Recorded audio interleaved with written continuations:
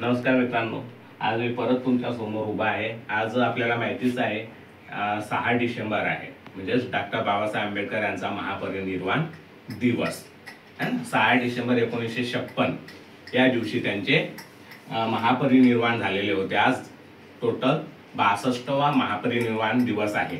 त्या निमित्ताने त्यांना आधी आपण विनम्र असे अभिवादन करू आणि आपल्या व्हिडिओकडे जाऊया है ना। आपला व्हिडिओ जो आहे तो कुठल्या सदराखाली आपण घेत आहोत हे तुम्हाला चांगल्या पद्धतीने ठाऊक आहे। आपल्या व्हिडिओचं सदर आहे वर्ड्स वार, बरोबर आहे। आणि आजचा आपला टॉपिक आहे वर्ड्स वार विथ ड्रॉ। आपल्याला माहिती आहे ड्रॉ म्हणजे काय, पण त्या ड्रॉचा वापर कुठं कुठं होतो, कशा पद्धतीने आपण करायला पाहिजे, कोणती फ्रेज आपण वापरायला पाहिजे याचा वापर करत असताना ते ह्या सदरात तुम्हाला कळणार आहे। आजचा शब्द आहे आपला ड्रॉ। तर मला खात्री आहे, मला आशा आहे की तुम्ही सर्वचे सर्व विद्यार्थी जे आहात किंवा श्रोतेगण जे आहात ते आपलं शस्त्र आणि अस्त्र आणि संरक्षण कवच हे घेऊन या युद्धासाठी तयार असणार। तर चला तर आपण वळूया आपल्या वर्डकडे, ड्रॉ है ना। माझं एकदा काय झालं माहितीये, माझा जो विद्यार्थी आहे अमोल नावाचा, तो माझ्याकडे आला रविवारच्या एक दिवस आधी आणि म्हणाला सर ह्या रविवारी म्हणजे उद्याच्या दिवशी लकी ड्रॉ निघणार आहे। मी त्याला म्हटलं ठीक आहे, तुझं नाव आहे का? म्हणे सर मी कॉम्पिटिशन मध्ये पार्टिसिपेट केलेलं होतं, त्यामुळे कदाचित माझं नाव येऊ शकते। मी त्याला म्हटलं ठीक आहे, चांगली गोष्ट आहे, आपण जाऊया उद्या। पण तुला माहिती आहे का म्हटलं की हा जो ड्रॉ शब्द आहे या किती अर्थाने आपण वापरू शकतो? तो म्हटलं नाही सर। म्हटलं ठीक आहे, चल आपण याच्यावरतीच लेक्चर घेऊ। चला तर मी तुम्हाला सांगतो। ड्रॉ, ड्रॉचा पहिला अर्थ आहे टू ड्रॉ अ फॉक्स है ना। ही एक फ्रेज आहे, टू ड्रॉ अ फॉक्स, म्हणजे फ्रेज मध्ये आपण त्या ड्रॉ ह्या शब्दाचा वापर करणार आहोत। त्याचा अर्थ काय होतं, शिकार करता यावे म्हणून एखाद्या हिंस्र प्राण्याला त्याच्या वस्तीस्थानापासून बाहेर काढणे। एखादा हिंस्र प्राणी आहे, वाघ असेल, फॉक्स असेल, कोल्हा असेल किंवा सिंह असेल, चीता असेल, यांचे जर का आपल्याला शिकार करायची असेल तर त्याच्यासाठी काहीतरी खाद्य ठेवावं लागतं, म्हणजे तो त्याच्या गुहेतून बाहेर निघायला पाहिजे, तेव्हा आपण हा शब्द प्रयोग करू शकतो। ही जी फ्रेज आहे टू ड्रॉ अ फॉक्स हे वापरू शकतो।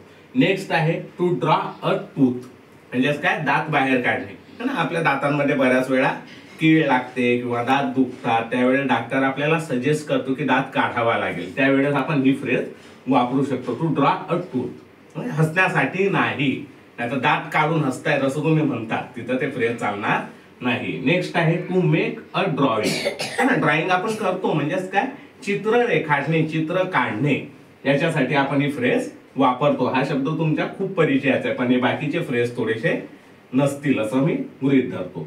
नेक्स्ट आहे टू ड्रॉ, म्हणजेच काय, एखाद्याला आकर्षित करणे, अट्रॅक्ट करणे, पण कशासाठी, तर काहीतरी चांगली गोष्ट सांगण्यासाठी किंवा काहीतरी चांगलं उद्देशन देण्यासाठी, उद्योग करण्यासाठी आपण हा शब्द वापरू शकतो। For example, his speech will draw a large audience, म्हणजे त्याचं जे भाषण आहे, वक्तव्य आहे, ते जास्तीत जास्त ऑडियन्सला आकर्षित करतील, या अर्थाने आपण ही फ्रेज वापरू शकतो। नेक्स्ट आहे to draw a line to fix limit, म्हणजेच काय, टू ड्रॉ अ लाईन, आपण लाईन आखणे, म्हणजेच काय, एखाद्या व्यक्ती, एखादी गट असेल, एखादी घटना असेल किंवा कुठलं तरी काहीतरी असेल, त्याच्यासाठी लिमिट ठरवून देणे, त्याला आपण हा शब्द प्रयोग करू शकतो, टू ड्रॉ अ लाईन। त्याचाच अर्थ आहे टू फिक्स अ लिमिट, म्हणजे कोणासाठी तरी काहीतरी मर्यादा ठरवणे। नेक्स्ट वर्ड आहे टू ड्रॉ अ ब्लड, म्हणजेच काय, रक्त वाहायला लावणे। एखाद्याचा खून जे आहे, एखाद्याचं ब्लड जे आहे ते वाहण्यासाठी, म्हणजेच ते बाहेर निघण्यासाठी जर का आपण एखादी कृती करत असेल किंवा दुसऱ्याकडून करवणार असू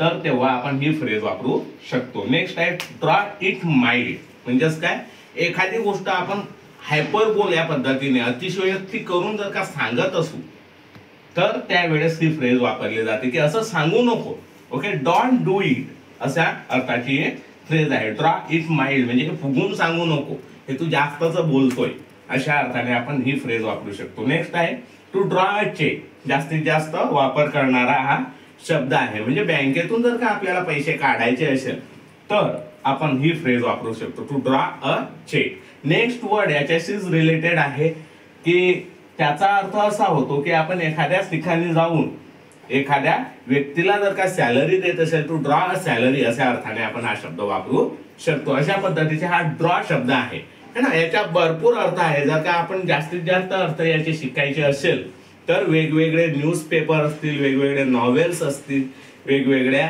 ड्रामाज असतील, ते आपण जर का वाचले तर अजून याचे वापर आपल्याला करता येते. जवळपास मोर दॅन 100 फ्रेजेस याच्याशी रिलेटेड आहे. आपण फक्त या मायनर घेतलेल्या आहे 8. ठीक आहे. तर मला खात्री आहे की तुम्हाला हा व्हिडिओ आवडलेला असेल. थँक्यू.